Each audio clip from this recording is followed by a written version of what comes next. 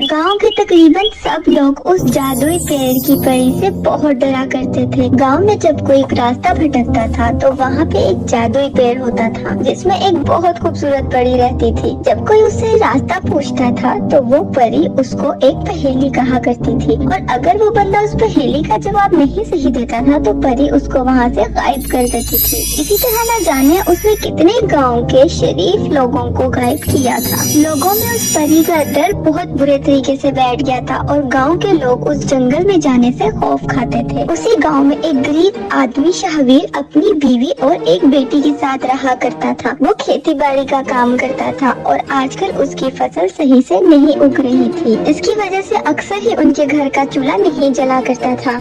मुझे लगता है कि इसी तरह चलता रहा तो घर का खर्चा चलाना मुश्किल हो जाएगा। तो तुम एक काम करो, सेठ से जाके मदद करने को।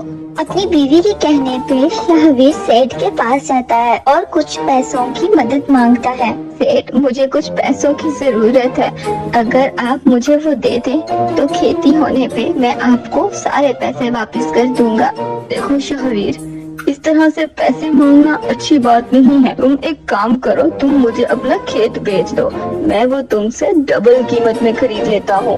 तुम्हारी भी मदद हो जाएगी और तुम्हें मांगने की भी जरूरत नहीं पड़ेगी।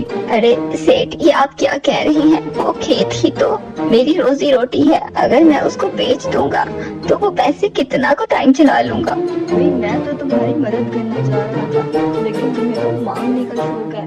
मैं मांगने वालों को पैसे नहीं देता हूँ। शाहवीर बहुत दुखी होता है जंगल में जाकर लकड़ियाँ काटता है। उसकी मदद से जो थोड़े पैसे आएंगे वो उनसे अपना घर चला लेगा। लेकिन वहाँ पे एक खड्डा होता है जो कि शाहवीर को नजर नहीं आता। उस खड्डे में उसका पाँव आने की वजह से वो वहाँ पे गिर जाता है और उसको बहुत सख्त चोटें लगती हैं। जब वो घर पहुँचता है तो उसकी बीवी देख के ये बहुत परेशान हो जाती है। अब इस सब की वजह से शाहवीर बिल्कुल बिस्तर पे आ जाता है और कोई काम करने के लायक नहीं रहता। अब मैं उठ भी नहीं सकता, न जाने इस घर का खर्चा किस तरह से चलेगा। शाहवीर की बेटी ये सब देख के बहुत परेशान हो जाती है। वो फैसला करती है कि आज के बाद वो जाके लकड़ियाँ काटेगी और उनको बेच के जो पैसे आएंगे उससे अपने बाप का इलाज कराएगी। अगले दिन जब वो उस घने जंगल में लकड़ियाँ काटने जाती है तो उसकी नजर वही चमकते हुए पेड़ पे पड़ती है। वो देख के वो बहुत हैरान हो जाती है। उसको इस सब बारे में बिल्कुल भी नहीं पता था कि कैसे वहाँ पे एक परी रहती है जो लोगों को गायब करती है। वो उस पेड़ के पास जाती है, तभी अचानक उसकी नजर एक बूढ़ी औरत पे पड़ती है जो कि उसी जगह से गुजर रही थी।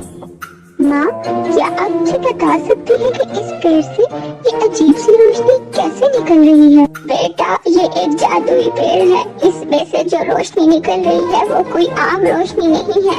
यहाँ एक बहुत ही जालिम परी रहती है, अगर तुमने उसकी बातों का जवाब दिया तो वो तुम्हें बहुत खजाना देगी, लेकिन अगर तुम गलत हुई तो वो तुम्हें गायब कर देगी। न जाने कितने लोग अपनी जान गंवा चुके हैं इस परी की वजह से। ये बहुत जालिम है।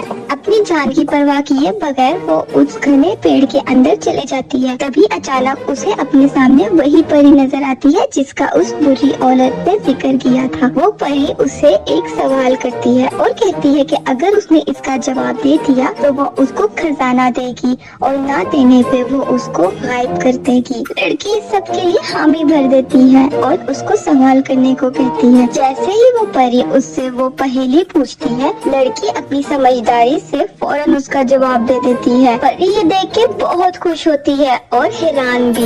इसके बदले वो उसको एक बहुत बड़ा खजाने से भरा बक्सा देती है। लड़की वो बक्सा लेकर बहुत खुश होती है और अपने घर आ जाती है। जब वो अपनी माँ को दिखाती है तो उसके माँ बाप भी बहुत हैरान होते हैं। वो उस जादुई परी के बारे में सारी कहानी बताती है। इसके बाद वो उस सोने को बेच के सबसे पहले अपना बाप का इलाज कराती है, एक अच्छे स्कूल में एडमिशन लेती है और वहाँ से अपनी पढ़ाई मुकम्मल करती है। शाहवीर ठीक होने के बाद एक सब्जी का ठेला लगा लेता है और इसके बाद उनकी जिंदगी में बहुत सी आसानियाँ आ जाती है।